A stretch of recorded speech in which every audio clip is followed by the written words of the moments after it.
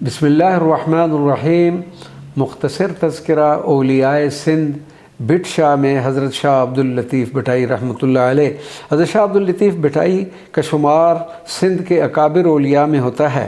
آپ رحمۃ اللہ علیہ کا نسبی تعلق حضرت امام موسیٰ کاظم سے ہے۔ آپ کے والد گرامی کا شمار بھی اپنے زمانے کے اکابر بزرگان میں ہوتا ہے۔ آپ اپنے وقت کے عظیم عالم فاضل بزرگ تھے۔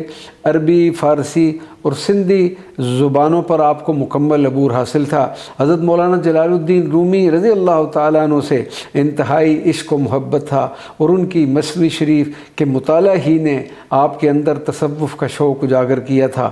آپ نے قرآن پاک، احادیث نبویہ اور تصوف کے علوم و معارف کو انتہائی دلکش اور پرکیف انداز میں اپنی شاعری میں سمو دیا ہے، جو لائق مطالعہ ہے۔ حضرت شاہ عبداللطیف بھٹائی نے زندگی بھر اللہ تبارک و تعالیٰ کی ذات اور نبی کریم صلی اللہ علیہ وسلم کی ذات والا صفات سے اپنا سچا عشق قائم رکھا، اور اسی محبت کی تبلیغ فرمایا کرتے تھے۔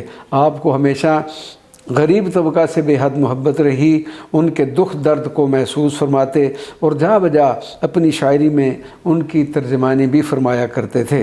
حضرت شاہ عبداللطیف بھٹائی رحمۃ اللہ علیہ کا وصال 1752 عیسوی میں بٹ شاہ میں ہوا، اور اسی مقام پر آپ کی ابدی آرام گاہ بنی۔